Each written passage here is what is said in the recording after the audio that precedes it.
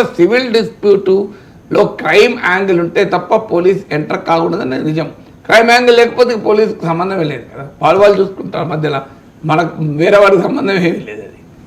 Sir and ఇప్పుడు ఎలా turn అయిందంటే సార్, నిన్న మనోజ్ కూడా మాట్లాడారు, మోహన్ బాబు విషయంలో కాస్త సాఫ్ట్ కార్నర్తోనే మాట్లాడినట్టుగా నాకు అనిపించింది ఆయన మాట్లాడిన దాని ప్రకారం.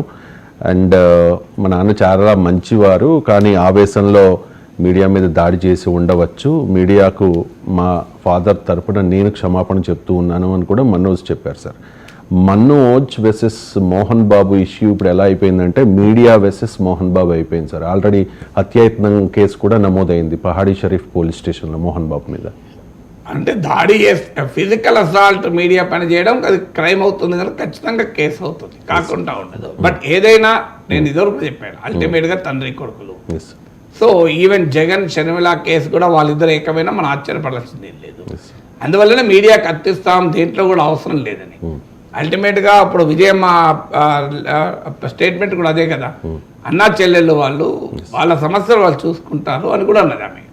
సో అందువల్ల ఇవాళ జగన్ షర్మిల మళ్ళీ కలవరని ఎవరు కాదనలేం కదా.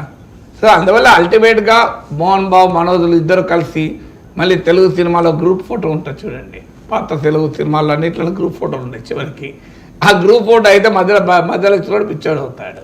ఇప్పుడు భార్యాభర్తల కొట్లాటలో పక్కింటి వాళ్ళు వచ్చి పెడితే ఏం జరుగుతుంది, ఇద్దరు కలిసి వాళ్ళు వాయించి పడిస్తారు, నీకెందుకు మనకి.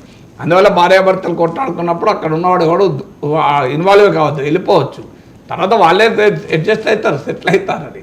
సో అందువల్ల తండ్రి కొడుకుల పంచాయతీ అల్టిమేట్గా తండ్రి కొడుకు మీద ప్రేమ లేకుండా పోదు, కొడుకు తండ్రి మీద ప్రేమ లేకుండా పోదు కదా.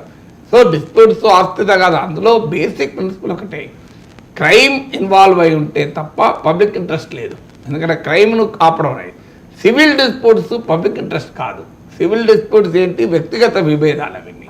అయితే సెలబ్రిటీ ఇంట్లో జరిగింది కనుక వాళ్ళు కోర్టులో కేసు వేస్తే అప్పుడు ఇట్స్ డెఫినెట్గా కోర్టులో కేసు కనుక అది పబ్లిక్ ఇష్యూ అయిపోతుంది.